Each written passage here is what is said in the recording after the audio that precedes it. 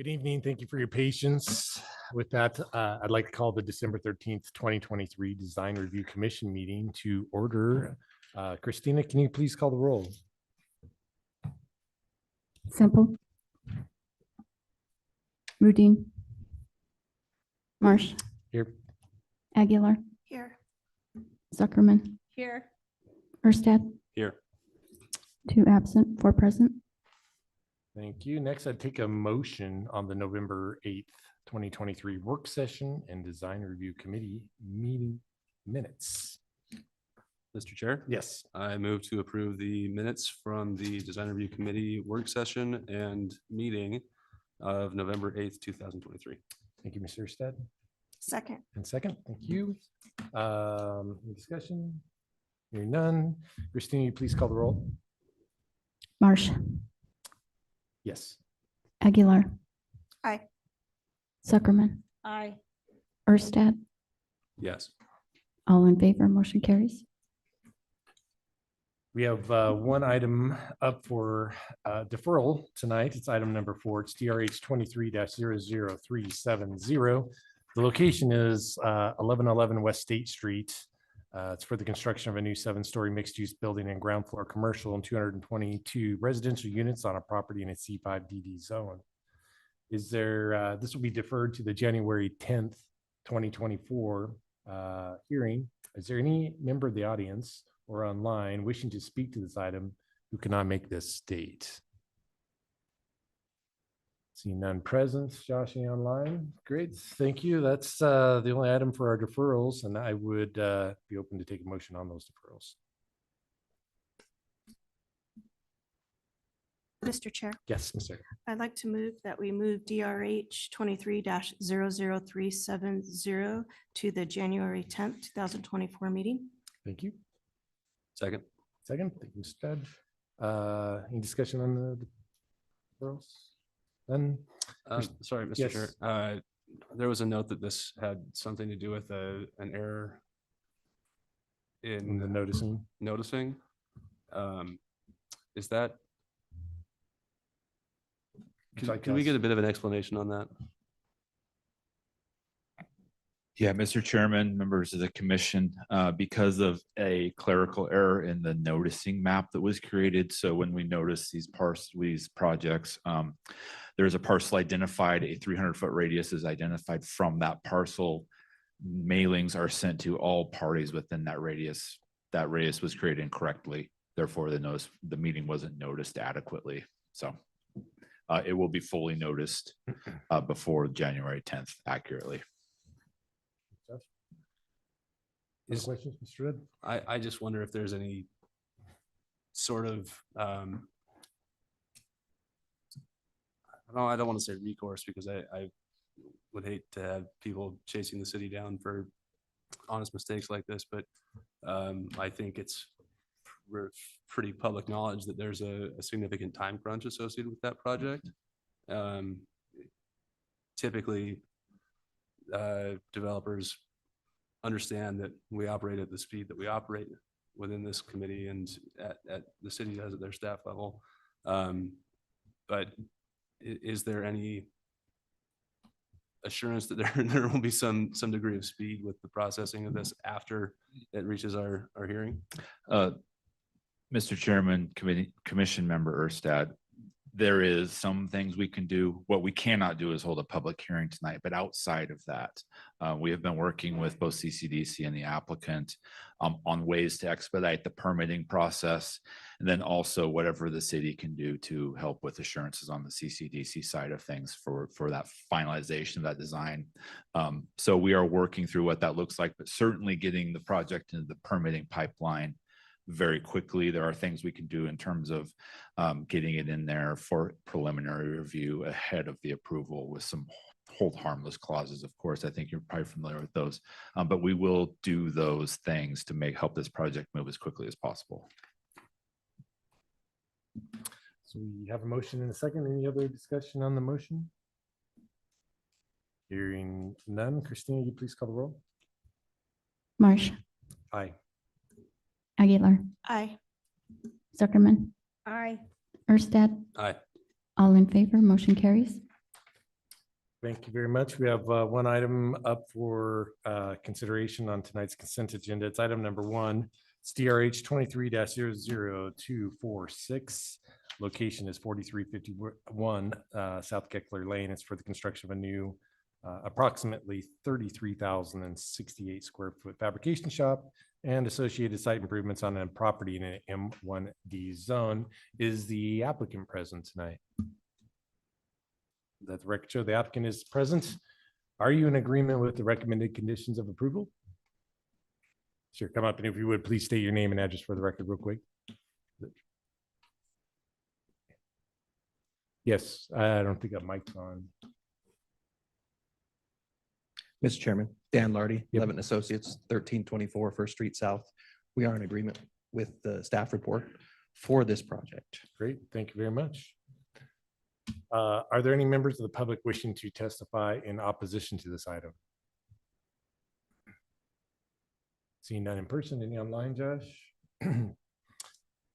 Seeing none, this item will be moved to the consent agenda, and that concludes our items for the consent agenda. So I'll be opening up for a motion. Mr. Chairman, Yes, I move to approve the consent agenda. thank you. So moved. Second. Second. And seconded. Discussion on the consent agenda motion. Mr. Chair, Yes, Mrs. Bett. given that there's one single item on there, I will recuse myself from this vote, as I would have recused myself for hearing of this item. Okay, thank you very much, Mr. Stead. Any other discussion? Hearing none. Christina, you please call the roll. Marsh, Aye. Aguilar, Aye. Zuckerman, Aye. all in favor, motion carries. All right, moving on. First item here tonight is item number two. It's DRH 23-00328. Locations 140 East Jefferson Street. This time I would turn it over to staff for their presentation. Thank you, Mr. Chairman, members of the commission. Tonight, St. Luke's Regional Medical Center has applied for a substantial building addition to their existing campus at 140 East Jefferson Street. The location of the site is generally south of Fort Street, west of Avenue B, on the north side of the existing campus, directly adjacent to the existing hospital facility. The project is the continuation of a literally decade-long effort by St. Luke's to expand and update their campus.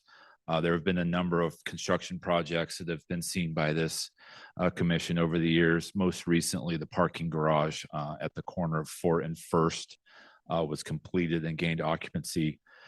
This proposed patient tower and medical office plaza will connect the existing hospital to that parking garage. And this illustration provided in your packets does illustrate that pretty well from a bird's eye view.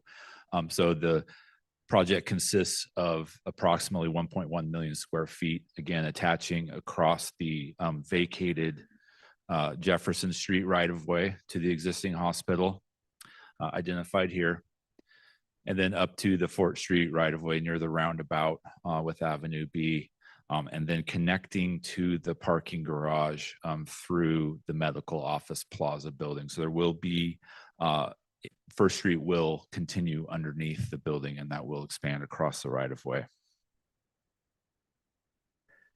In addition to that parking garage, some recent construction in this vicinity, the shipping and receiving facility to the south of the parking garage, and then also the central plant is attached to the parking garage. The central plant used to be located in the location of this building expansion on the north side of the former Jefferson Street. That facility was demolished and the site was cleared and prepared for this application that's before you tonight. So again, the project entails approximately 1.1 million square feet of patient rooms and medical office plaza utilities. There is a couple of underground levels. The applicant, I'm sure, will go into some greater detail in terms of their operational needs for the facility. But it is an expansion of that current facility across, again, the former Jefferson Street. This building and site has been anticipated for development throughout the master plan process with St. Luke's, with some Again, years of engagement with both city council and the public at large about that expansion plan, the vacation of Jefferson Street and the expansion onto this parcel. The proposed building carries forth the design standards that are identified in that master plan, the current design language of the St. Luke's campus in terms of materials and building design. There's a strong presence of brick, sandstone, and tan ephes consistent with the design of the existing buildings on the campus. On the north elevation, you do see that building with the lower level along Fort Street, stepping up to the highest point of the building towards the south. This project did receive a height exception through the Planning and Zoning Commission for the highest point of the building, and also a variance to encroach into a couple of side street setbacks. East elevation of the project shows, I think, shows well the connection and relationship to that existing hospital building. Again, connecting across that former Jefferson Street right-of-way with the new building on the right side of the screen, carrying forth those materials and design features that you see in the existing campus and that existing hospital building. Some provided perspectives. This is at the corner of Fort Street and First Street. The main public entrance uses some metal panels and curtain wall systems for an accent in a curvilinear fashion there at that intersection. On the right side of the screen, you can see that overhang above First Street and where vehicles will remain passing through. There's also a colonnade along the side of the building that provides some shadow and some depth to that ground level experience. The primary design feature of that patient tower is shown on the east elevation.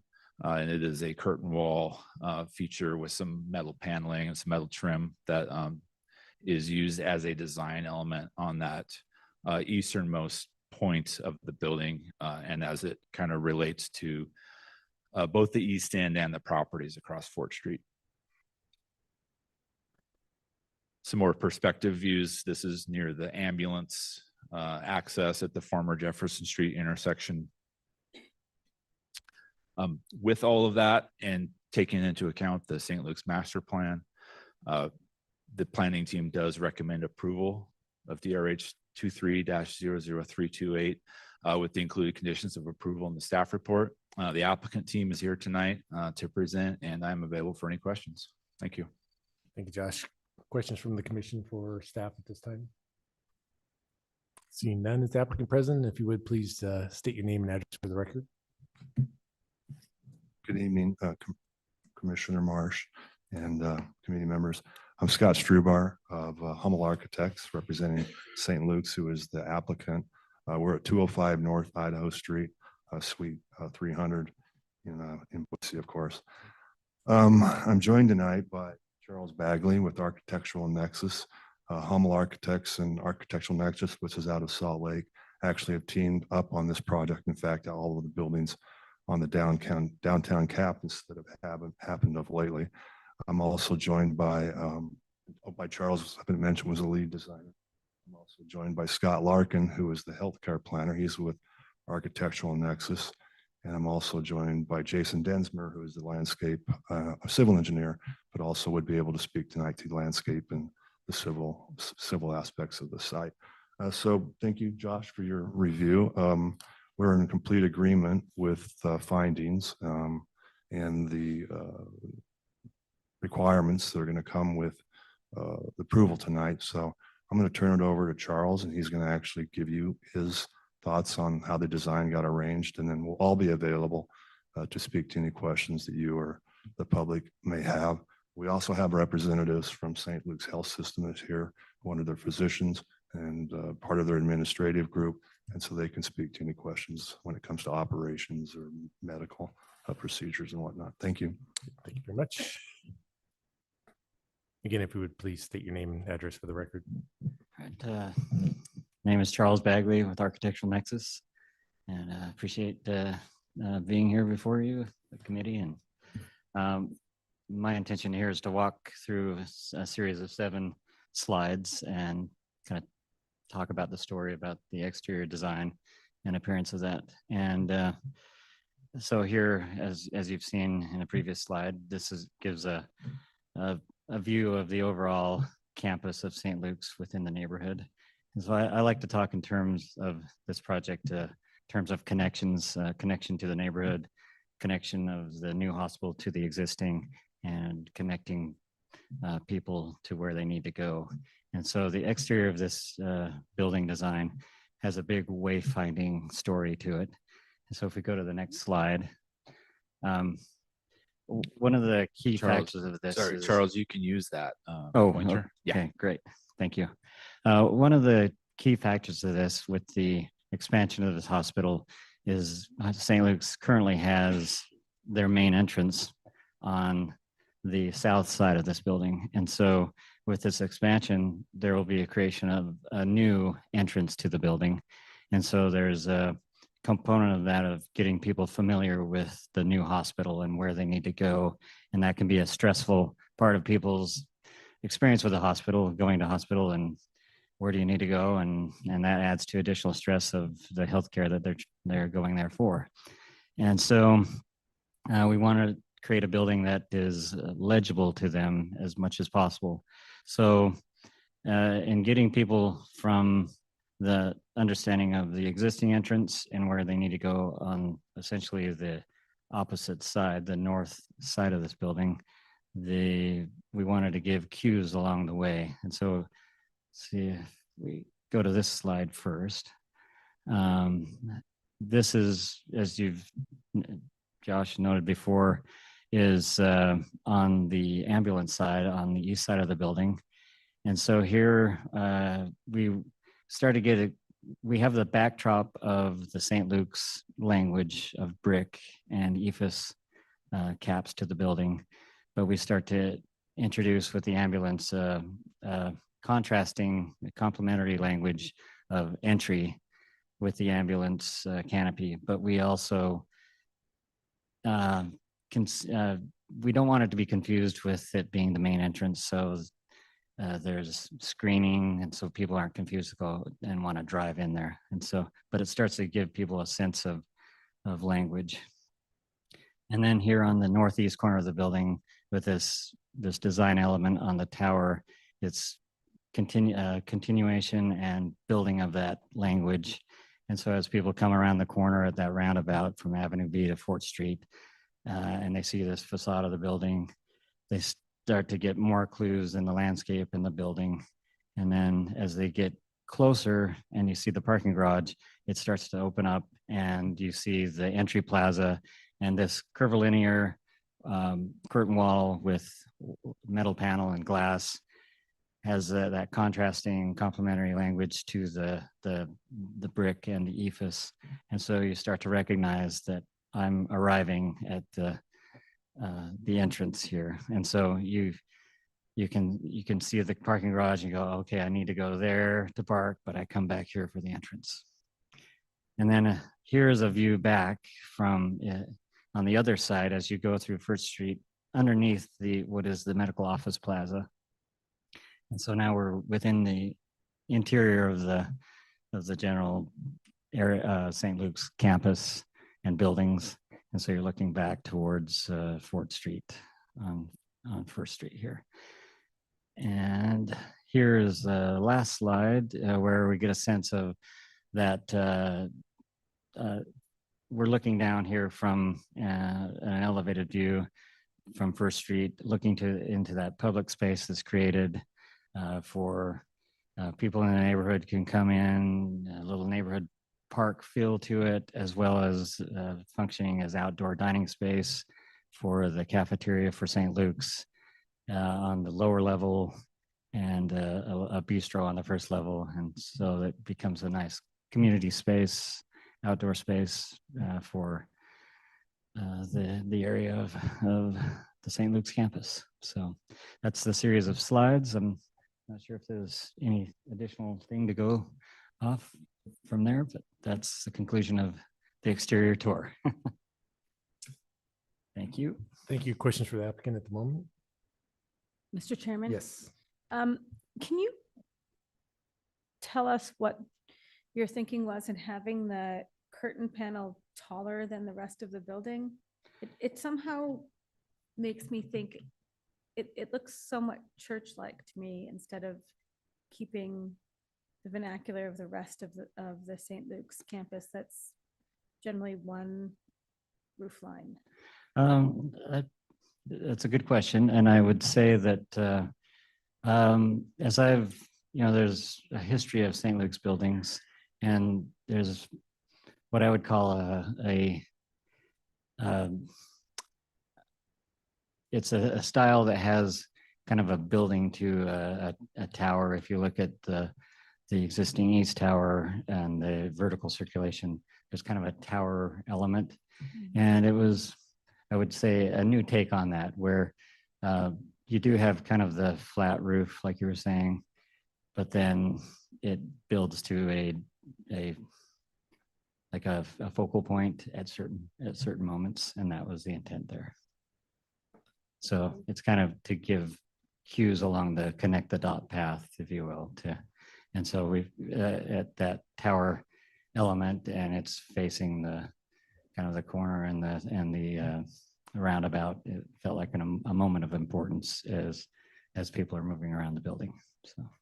Thank you. And Mr. Chairman? Yes. If you don't mind, can you tell us where this last, I can't tell where on the campus this last. Oh, photo so is let me taken. jump back. Let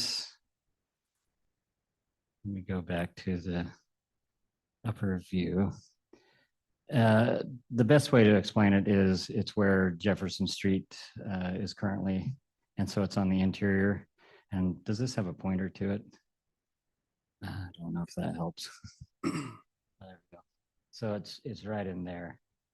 So we got the existing buildings right here, the new buildings right here, and it's right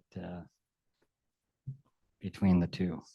So will it feel like open space the way Bannock currently does? Similar, but no cars will access there except Okay. for the fire truck requirement. Great, thank you. And I'm sorry, Mr. Chairman, one Sure. last question.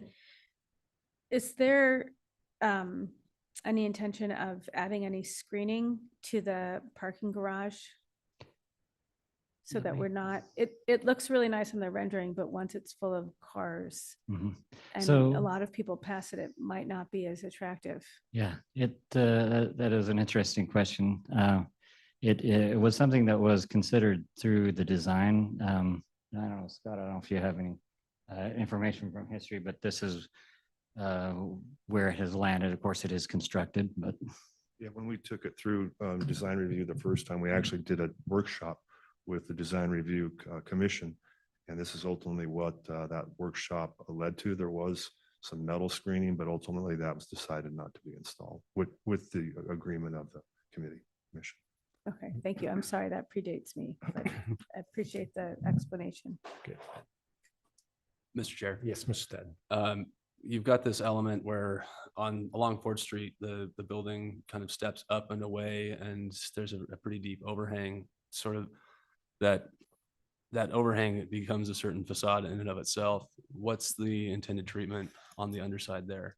are you talking along, let's see, along here? So, right, Yeah. your ground floor is set back from the Yes, main yeah. plane of that facade. And so the underside of the building Yeah, it's at the ground set back floor and then where it steps up and 12 or away. so feet. Yeah. And this material here is the sandstone On and, the underside, on the underside. Oh, on the soffit. right? It's a combination of majority of EFS material with metal panel border accent.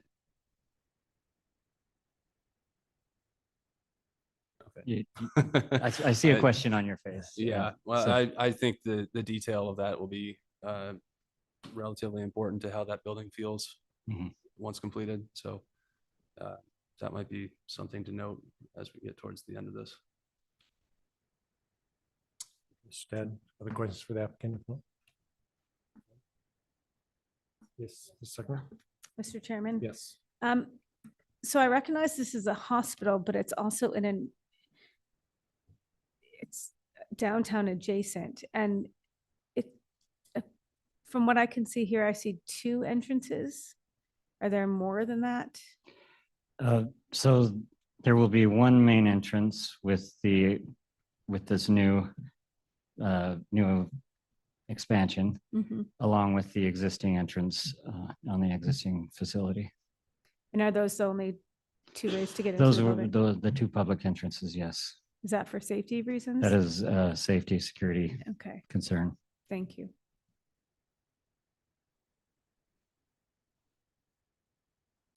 Any other questions for that? one?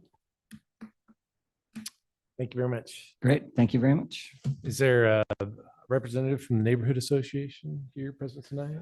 Josh is saying yes, they are. Are they online, Josh? That's correct. Okay. And when you are able, if you would, please state your name and address for the record. Hi, can you hear me? Yes, we can. Great. My name's Cindy Montoto. I live at 718 East McKinley Street, 83712. Mr. Chairman and Commissioners, following a recent presentation by St. Luke's leadership and their consultants, the East End Neighborhood Association has no issues with regard to the St. Luke's Regional Medical Center applications associated with the forthcoming North Tower Hospital project. Thank you, and I'm happy to stand for any questions. Well, great. Thank you. very much. Thank Questions, you. Commission? Hearing none. Thank you very much. Are there Thank you. members? Thank you. Are there members of the public here tonight that wish to testify to this tonight?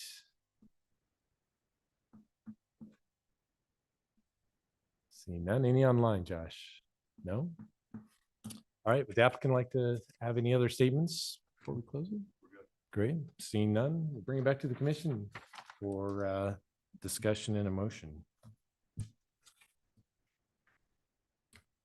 Mr. Chair. Yes, Mr. Stad. Not a lot to say. I think that's worth commending this building for doing such a good job of respecting the existing structure there. There's a very clear design language that I think is one of the most successful of any of the health systems in the valley. And it's a very well considered arrangement of materials. I appreciate how well you've respected everything down to the mullions on the windows. And I think this will be a very good addition to the neighborhood. I do get hung up on details like the undersides of overhangs and understanding how those soffits look. So I would recommend or request or include in my motion call for a work session just to understand how those details come together, what the materiality is, how it all interacts. I think it's a very prominent design feature, so it just needs to be executed very well. I have no doubt that you can, but I just want to see it here before it becomes physical. Understand? Other questions from the commission? No, I agree with you as well on that. Agree. It's a handsome building as well. Due to its importance, and I know there's going to be a high level of design still to come on the details of this building, but due to its prominence in our community, I think it is kind of wise. I'd agree with you to just kind of bring back with a little check-in at a certain % completion for just a review of those details and how they work. Any other thoughts? Chairman, Yes. Ms. Zuckerman. I agree with you, and I think that it's important that the ground floor materials are at least as nice as the brick that's on the rest of the building. We all knew this was coming up and had seen the original campus plan, and it fits in. It looks like a hospital, and it's I just really like the use of the brick to make it feel like it's, you took care in designing it and bothered to invest properly, and it's a substantial, somewhat monumental building. So I just would love to see that the ground floor continues that. So noted. Any other comments? Hearing none. Anybody want to take a stab at a motion? Mr. Chair, Yes, Mr. Stead. I move to approve item DRH 23-00328 as recommended in the findings of fact, conclusions of law, and recommended conditions of approval noted in the project report, but including a condition to return at 75% construction documentation to review exterior materials and detailing. Second. Got a motion and a second. Any discussion on this motion? Mr. Chair. Yes. Mr. Erstad, is 75% of CDs, is that too far along? If we had suggestions, maybe it's better to come in a little bit sooner than that.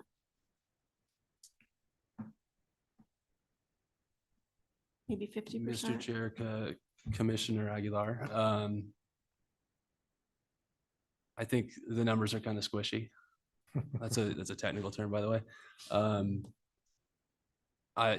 But between 50 and 75, I think would be close enough to full baked, but with enough lead time that if anything needs tweaking, it can be managed.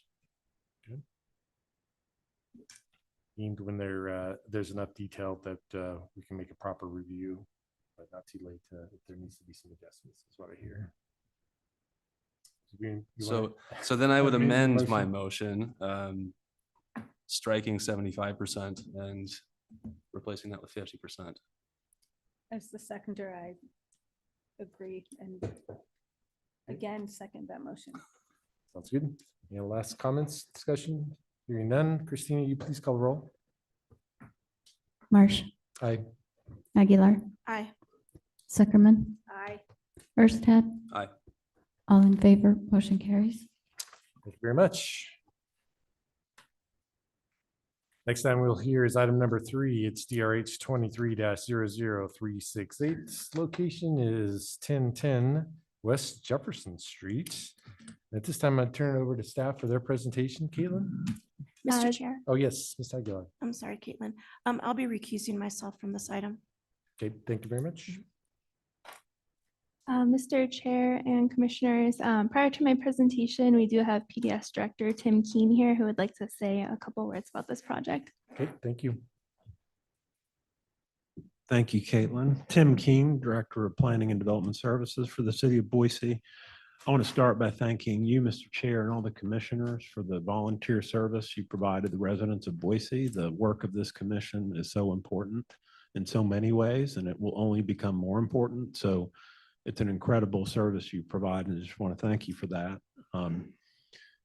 The reason I'm speaking to this is because we had this submission of this building recently and decided we as a staff, myself and Catherine and Caitlin and Josh, that we should meet with the applicant before they come to the commission with some concerns we had. And it's a very important building, as you know, prominent building, which has some, challenges programmatically in terms of design, but those challenges programmatically are also very important to that area of the city. I'm speaking to the scale of the parking structure that will be in this block, but that structure, as I'm sure the applicant will speak to, is serving lots of blocks. So while it's a challenge from a design perspective, it's also hugely helpful from a vibrancy and pedestrian standpoint for multiple blocks in this part of the city. So, but acknowledging the challenges that they were facing, we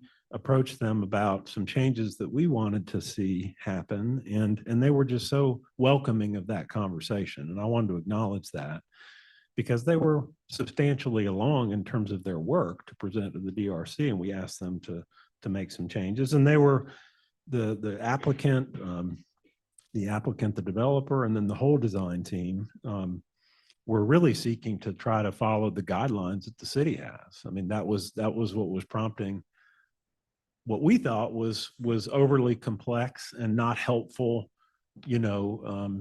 aspects of the building. So we really just talked with them about, let's simplify this. And And, you all deal with it all the time. We got to use the regulations to the benefit of a better building, not just to reinforce mediocrity in the city. So they were just so open to that, and we were really appreciative of it and happy with where they took it. And Josh will be presenting, or I'm sorry, Caitlin will be presenting our recommendation, but I wanted to make sure I came tonight, just acknowledged the work that they did with us very quickly to prepare for this meeting. Thank you. Yep. Thank you, Tim.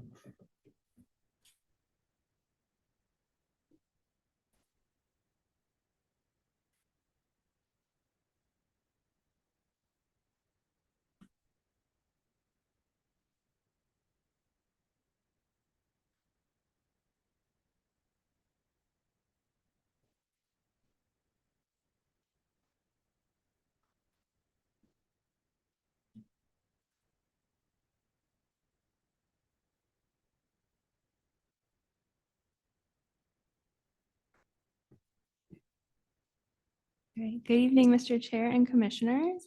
Before you is DRH 23-00368 for a proposed 15-story mixed-use building consisting of structured parking, commercial, and 185 senior living units. The project is known as Block 68 South. And the property is located on the north side of Jefferson Street between North 10th Street and North 11th Streets. The property is currently comprised of 2 existing parcels that make up the south half of the block, and the applicant will be consolidating those parcels. This is part of a larger mixed-use development in partnership with CCDC. So adjacent to this project on the north side of the block is where the commission recently approved the new YMCA building. And then to the northwest is the proposed 7-story mixed-use building.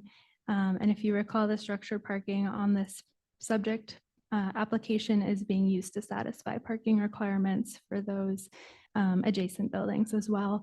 The applicant has provided a parking summary, and they can also speak to that further during their presentation. So the ground floor consists of a future childcare tenant and St. Luke's tenant space, resident amenities. The red color at the corners are commercial retail spaces. And then we also have the structured parking access off 10th Street at that northeast corner, that gray block. Levels 2 through 7 are structured parking. Level 8 consists of resident amenities and some outdoor terraces. Levels 9 through 14 are residential units. And then at level 15, you can see at the corners, they're kind of pulled back and there's little balconies there at the corners. And then the roof is above the 15th level. So this is the south building elevation facing Jefferson Street. So on the ground floor, we have brick with several entries and storefront. The structured parking levels have a panelized flat wall made of an aluminum wood grain product called Skywood, and it has a staggered patterning. Level 8 includes those terraces. And then the residential tower utilizes a curtain wall system, and the continuation of that Skywood product provides a nice visual tie to that parking podium while still having them read as 2 components. So this is a side-by-side of the modifications the applicant made in response to staff's feedback. So on the left, you can see the original submittal, and on the right is the modified submittal. And the items that staff suggested included carrying the roof brow element across to the east side of the building. And then the creating more of a visual connection between that parking podium and the residential tower, which they've done by bringing some of the same materials up to that residential tower. And then changing the patterning on that residential tower to focus on a more vertical read. And we believe the applicant's revisions were successful in accomplishing those items. And then here is the view that shows the YMCA building for context. So that's from the northwest looking southeast. The planning team is recommending approval with the site-specific conditions, and I can pull that list up if we want to look through them. But the applicant is in agreement with all the recommended conditions of approval, and they are available to present unless you have any questions. Questions for the commission, for staff at the moment? Mr. Chair. Yes, Mr. Stad. What percentage of the parking garage is screened? I know that's a metric that doesn't necessarily pop up in normal places, but it's been required of certain garages in the past to hit a certain number. There, Mr. Chair, Commission member, or staff, there is no specific number in code. I think in the past, we've thrown a number out there when we weren't happy with the proposal to try to get it to something closer to what we were looking for. I don't know if the applicant has that metric, but I don't believe it was part of the submittal. I mean, I wouldn't expect anyone to have that metric unless specifically asked for it. But could you also speak to the depth of those fins that screen the garage? Yeah, the applicant may have the exact depth. You can kind of see it in some of the renderings. They are pretty deep at the corners, it looks like, but I know there's the like guardrail behind as well. I can see if I have a. I appreciate that they put bigger image. trees in when they revised the design. Is it a different species or just a different year?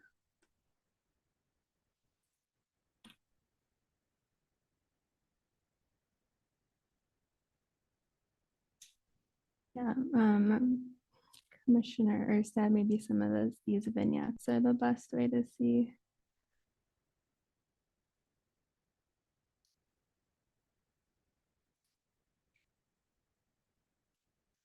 And then there's also a material board with a similar.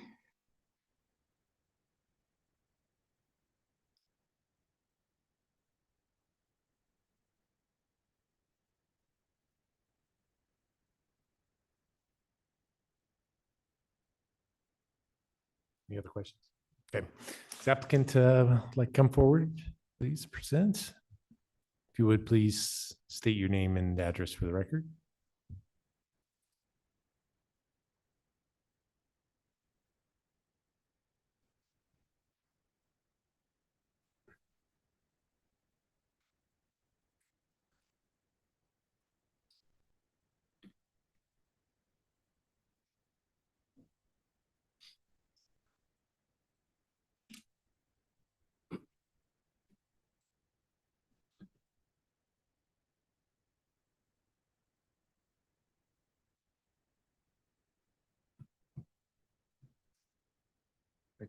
Tim and Caitlin, thank you for your, thank you for your comments.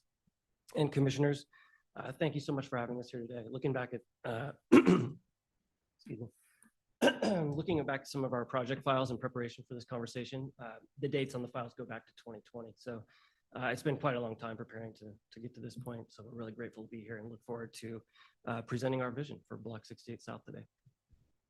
My name is Craig Mendenhall. I'm with GBD Architects. Address is 1120 Northwest Cooch Street, Portland, Oregon. We're here representing the Block 68 South Development LLC. And I'm here with a couple of my business partners, Pierce O'Moore, who is the project architect, and Catherine Schultz, who is project manager and also the president of GBD Architects. So with that, we'll get started.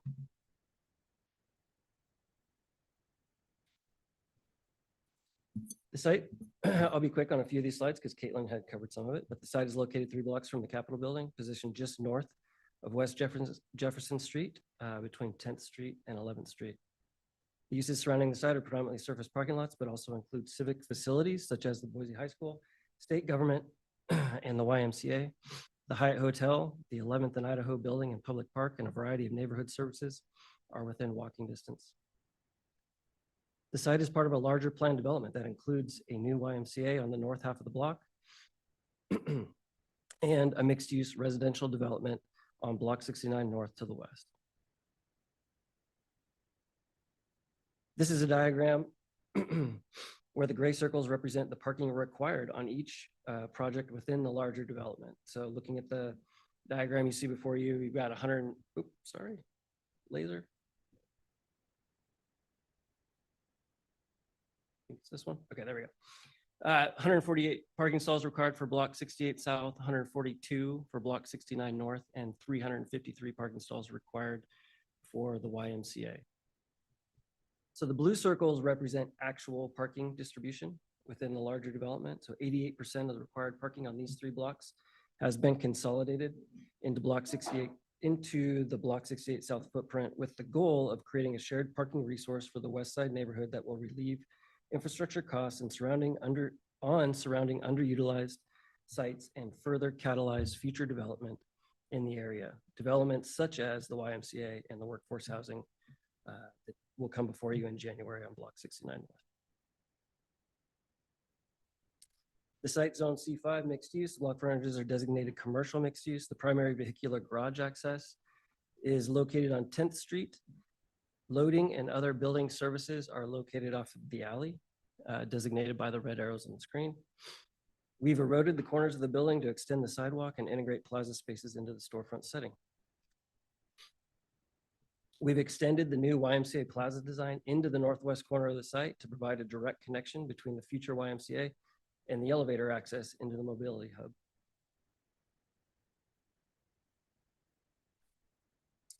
We are targeting LEED for Homes Gold certification and are in the process of vetting visually green sustainability strategies to meet those goals.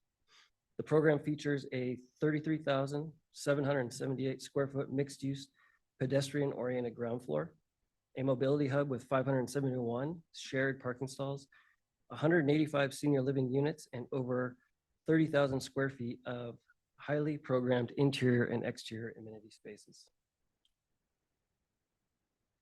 At the ground floor, neighborhood retail anchors the corner of 10th Street and 11th Streets, while continuous storefronts line the perimeter with frequent business entries. Other ground floor programmatic elements include a senior living lobby with salon access from 10th Street. The lobby is indicated by the yellow arrows indicate the entry points. St. Luke's Clinic in the center of the block, the purple arrow indicating the entry point. Childcare and outdoor play adjacent to the YMCA entry plaza. Should be the childcare is in the lighter purple here, with the outdoor play area in the tan color. And a bike facility for 30 bikes located on the 11th Street bikeway. A variety of large canopies, transparent and operable storefronts, high quality materials, and wide sidewalks with street trees create a vibrant, walkable pedestrian realm. Primary building entries, such as the entry to the senior living lobby on the bottom right, are designed to stand out as architectural features. Vertical piers clad in a rough textured brick and add pedestrian scale and reinforce the appearance of small storefronts. These images show 3 different canopy types. The canopy in the upper, sorry, I keep pushing the wrong button there. The canopy in the upper left is a solid canopy, solid metal panel clad canopy, and on the underside of it is the wood grain product. It'd be a flat panel, not the slatted product we're looking at. You also see in the bottom left-hand corner, this is a canopy that projects 5 feet from the building face. It's glass that's underslung on the canopy. It would be fritted for shading and cleanliness. And then on the bottom right-hand side, you see the larger canopy for the featured entry, which is the senior living lobby. That projects 10 feet from the building face. It is sloped back towards the building, would include an internalized gutter, would also be fritted for shading and cleanliness.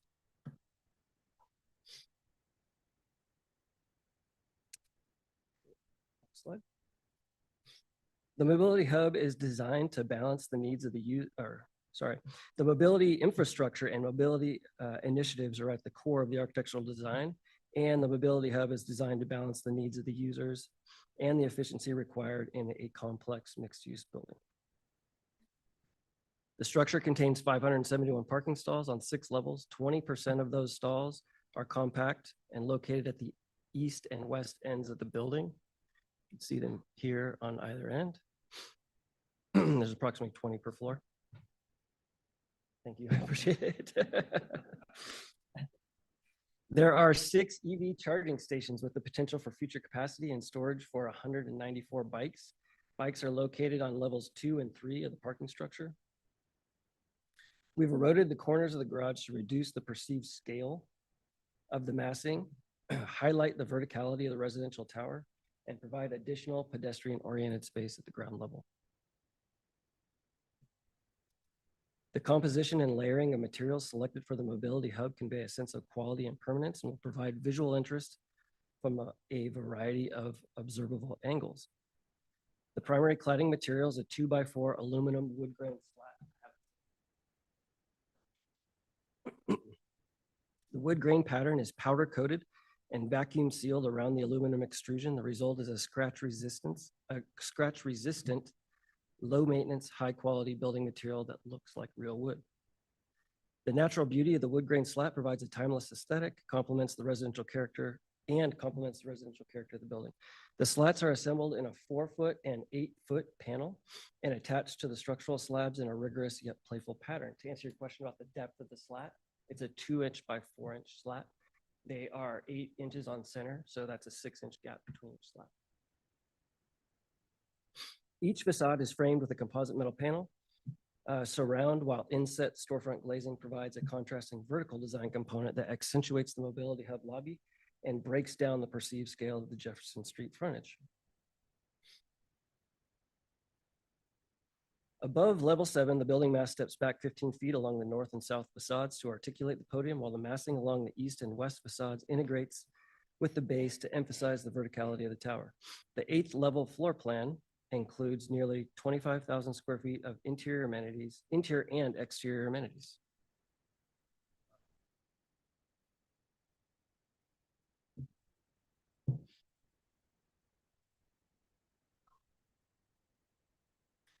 The external amenities will offer residents a unique connection to the outdoors with panoramic views of the Boise Mountains and downtown Boise. Amenities include gardening, recreation, outdoor kitchens, and a variety of seating and social spaces, each designed to incorporate native landscaping, stormwater retention, canopies, trellises, heaters, fire pits, and lighting for year-round use. While they are beautifully landscaped spaces, we expect the occupied roof decks to work hard toward achieving our sustainability goals. Naturally, the tower setbacks, the scale of the mobility hub program, the rich texture of the panelized wood grain slat, they all establish the base of the building at the 7th level. A durable interstate brick with a rough texture and platinum in color will minimize maintenance costs and add pedestrian scale to the ground level.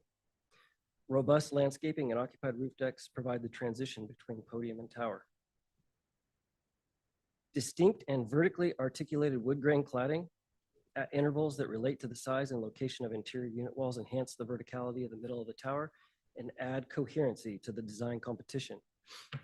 As Tim had mentioned, we had recently collaborated with the city or the design review staff in this area to achieve a result we are both excited about. Other unifying elements include the composite metal panel surrounds and the 4-foot building module used throughout the building design. Here you can see the YMCA in the foreground of the north elevation. We've taken on the north side of the elevation, we've used this as an opportunity to, I would say, reduce the overall percentage of slats on the overall building. So we're upwards of 60% on all the elevations except for the alley, where we have reduced the overall percentage down into the 40s because of that move. And that happens to be behind the YMCA. This also shows that the amenity deck for the residential tower is just above the YMCA. So that at that amenity level, there would be unobstructed views of the mountains. An 18-inch offset and distinctive roof brow will signify the top of the building while adding diversity to the downtown Boise skyline. As you can see, our facade width is over the maximum of 180 feet in the east-west direction. We are seeking a departure from this guideline, and in doing so, we've integrated a distinctive roof line and a contrasting vertical component into the design. The contrasting vertical design component breaks up the perceived massing, adds visual interest to the building. The balconies are inset 4 feet and project 2 feet. The vertical inset extends through the roof line and is integrated to the mechanical screen wall in a coherent manner consistent with the building composition to provide roof line modulation. The residential tower is designed from the inside out to connect residents to the natural environment and surrounding views. The tower is ideally positioned to take advantage of the building site, climate, and materials to passively minimize energy use. Inset corner balconies emphasize the distinctive roof brow, and it does so from all perceivable angles. A little bit about design inspiration. The design is inspired by the residential roots of the program. This is particularly important when selecting the cladding for the mobility hub because of its presence at the pedestrian level. This building will be seen from quite a distance, and when approaching the building, we'd like the residents to feel like they're approaching their home. We are also intrigued by the dialogue between the built environment and the natural world. Like the image of the Boise Mountains on the right, we've selected materials and systems for the base that are textural and either made of natural materials or perceived to be in order to maximize their longevity. The level 8 amenity deck is similar to the horizon, where the landscape transitions to the skyline. And for the tower, we have chosen a vision glass, opaque glass, and metal panel colors that complement the sky. We've chosen a crisp and minimal unitized curtain wall system with composite metal panels to subtly reflect and change with the dynamic sky throughout the day. These materials, systems, and unique design features will add character to the downtown Boise skyline. They will provide an exceptional built environment to enhance quality of life and strengthen community identity. They will convey a sense of quality and permanence in the neighborhood, promote original and distinctive building design, and respond to the unique context of the site while addressing the street and creating a pedestrian-friendly environment. So with that, we're asking for Design Commission approval today. This concludes our presentation. I'd like to invite Pierce O'More and Catherine Schultz up if any questions pertain to them, but at this point, we're happy to answer your questions. Great, thank you much. Do you mind sharing your sample for a moment? Yeah.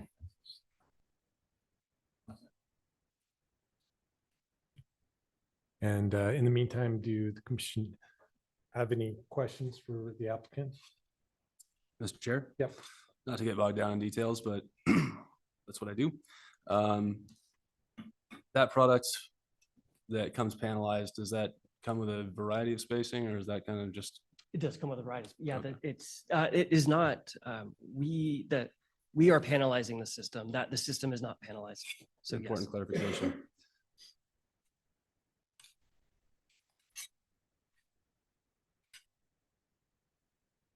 And the color that's indicated there, is it consistent throughout the development, basically, that kind of a tan, that one there? Yes, Okay. and so, yeah, please So- excuse my, my attempt to get reality into these renderings.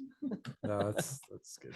So this would be the screening around the garage, it would be the accents on the tower. Yes, And it would be the underside Yes. of your wrapped metal soffits. soffits. Yep.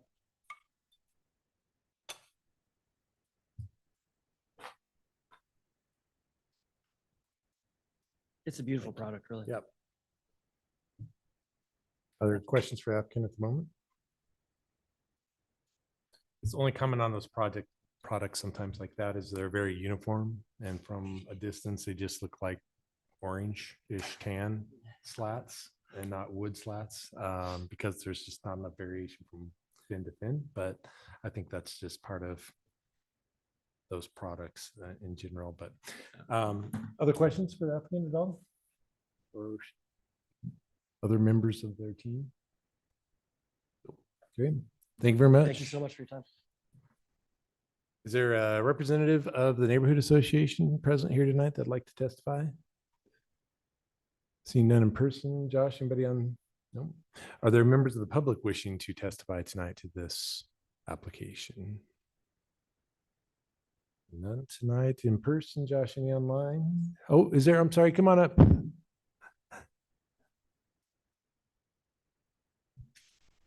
And if you don't mind, state your name and address for the record. I'm Scott Shaner with Raffinelli and Nahas. We're at 702 West Idaho. We're also the neighbors of this project. We own kind of everything to the south of this project. And I just want to commend Dean and his team. It is a hard time to build a project like this. I have no idea how they're making the numbers work, but I think that it's a good project. It's a good project.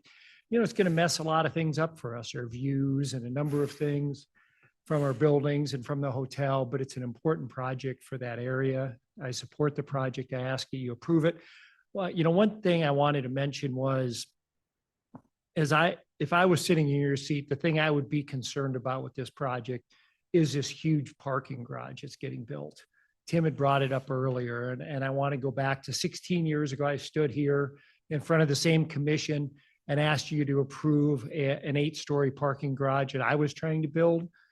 And everyone, you know, I got a lot of questions about why would you build this huge parking garage? If we hadn't have built that huge parking garage, the Hyatt Place wouldn't be there, 11th and Idaho wouldn't be there, Shree Buckner Webb Park wouldn't be there, and that would be a sea of surface level parking. And you've got a similar thing going on here, where it looks like a building on top of a big parking garage, but it really opens up all those blocks for development. So I would just ask you approve this project.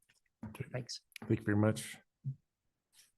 Any other members of the public? Yep, please come forward. And again, if you would, please state your name and address for the record.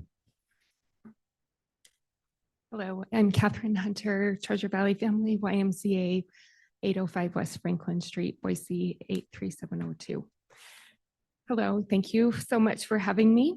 On behalf of the Treasure Valley Family YMCA, we are in full support of this mixed-use development. I would like to highlight 3 reasons why we are so excited to have this development as our new neighbor. First is the senior housing. Can you imagine those seniors coming down every day to use the YMCA, not only for their exercise, but also relationship building? We can't wait. The second, as we've talked about, and Scott did a great job talking about parking. Parking is so important to the Y, and we're excited to have own 200 stalls of parking in this parking garage, which we know will be used all the time. And third is the child development space, as was highlighted in Craig's presentation, that is anticipated to be the new child development YMCA area. So we will serve, those will be 130 new seats of child development for YMCA running. So thank you. Great, thank you very much.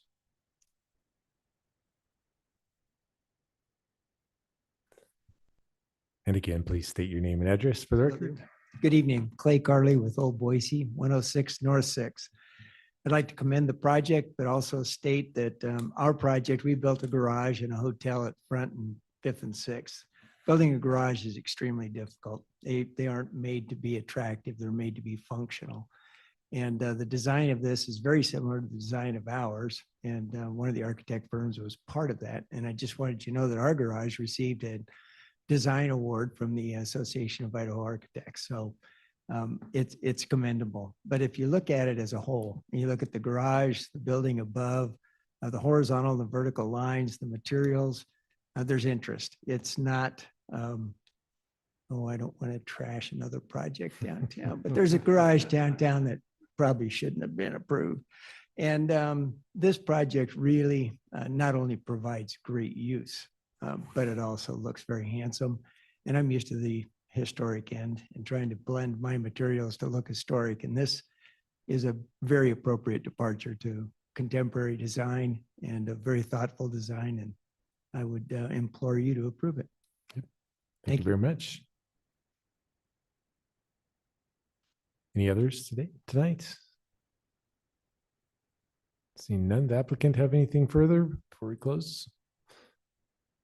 Seeing none, we'll close the public portion of the testimony and bring back to the commission for discussion and a motion. So very exciting project for us to see here, and been looking forward to this for quite some time as well. I do appreciate the amount of work and working with the city, and also appreciate the city describing that at the beginning of this project of the collaboration between the two. Comments from anybody at this moment? Yes, Mr. Chair. Yes. I just wanted to say that I will name a parking garage that should not have been approved, but it was approved differently than how it was actually built, just several blocks south of this. And knowing that this, oh, I just had the material, but don't any longer, the metal that is designed to appear sort of as wood will be what is on the exterior. It's all right, thanks, Dean. It will help a lot with this very large parking garage. And this is the first meeting I've ever been in where I've heard several people praise the design of a garage. I think the praise is in order. It is really hard to design a good looking garage, especially of this size. And a lot of the idea, I served on CCDC when this whole project was approved, and a lot of the idea was to get a multimodal center in here to clear up the rest of the area for development. And I think this is probably the best way anyone could have figured out how to put that many spots into one garage and not have it be overpowering. I think the fact that the YMCA is in front of it will block most people's views of the garage, and anyone going downstate will probably not even notice there's a garage there. And I also think that all of the entrances that face the street on Jefferson to all the different uses will really help the building feel pedestrian friendly and not just, anyone who's walking by won't just feel garage.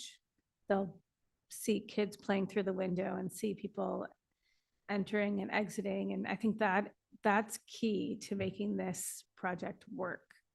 I also like that the material is extended to the upper levels. I think it unifies the building and it doesn't make it look like there's just a bunch of apartments stuck on top of a garage. I think it's quite thoughtful. And I think that's what you're going to see, but the top stories that's what you're going to see from a distance. And so I don't think many people are going to actually experience the garage. I think they'll experience the ground floor, and then from afar, the clean lines of the upper levels. So I'm glad it worked out like this, and I appreciate the thoughtful design. And I'm really excited to have this many uses in that spot. I think it's going to do wonders for that area, which is beyond design review's purview, but it's exciting nonetheless. Thank you. Well said.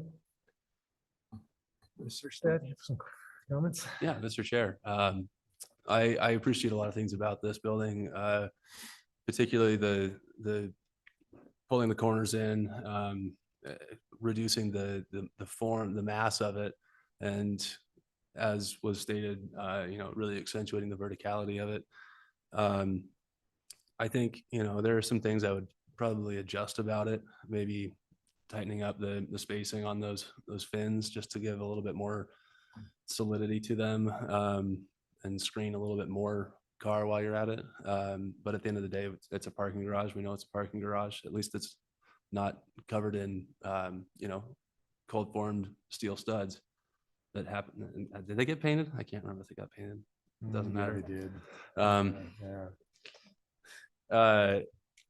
I think, on the northwest corner, however you want to state it, I might wrap that the screen in one more bay, just because of the fact that the Y is pulled off of that street frontage, and you're not going to get an elevation view of a building. You're going to get an angled view of it, and I think there's probably a high likelihood of seeing into that alleyway, especially because the corner of the alley is pulled back from the street. But that's kind of splitting hairs at this point. I think my issue with this building, and it's significant in terms of scale and cost and return on investment, is just the fact that we've got this mass that is 66% longer than we would typically allow, and it just broadsides the Boise front. And you know, that it's just worth pointing out. I think the public merits of this building possibly put it in a place where exceptions are warranted, but at the same time, I think that the original mass of this project, when it was first proposed and it looked a lot different, was you know, as a better citizen to the skyline, and it didn't take up quite so much space. But this is what we've got. I think these renderings don't even do it justice. I think it's going to be much better looking than even these. And yeah, I don't have a lot of holes to poke in it. I would like to see details and materials though. I think that's a good point. I think the other important piece and that we probably miss out on some of this is just whatever kind of exterior lighting strategies that they have. Maybe that's another thing they could bring back with some details with just to verify those. So we're a little getting shy, I guess, on garages, you might say. So I think having those details come back is important with, again, building of this prominence as well. Any other thoughts before we? Well, with that, would anybody like to take a stab at a motion tonight? Mr. Chair. Yes, Mr. Stead. I move to approve item DRH 23-00368 as recommended in the findings of fact, conclusions of law, and recommended conditions of approval, with the added condition of a work session at 50% to review materials, details, et cetera, as noted in the project report. Second. Moved and seconded. Would you like to see lighting with that too? Maybe? I thought you were trying to, you know, word something at me. Yes, I would like to see lighting, exhibits from anywhere in particular. Exterior, just I think just in general with their general lighting. Yeah, and I think we need to specify, including not just the exterior lights, but internal lights on. Garage. Yes, garage specifically. Yeah. Okay. I don't was that yeah, you seconded it. Second. Okay. Moved and seconded. Any discussion? Seeing none. Christina, will you please call the roll? Marsh, Aye. Zuckerman, Aye. Erstad. Aye. All in favor, motion carries. Thank you very much. That concludes our items for tonight. And with that, we are adjourned. Appreciate it, everybody.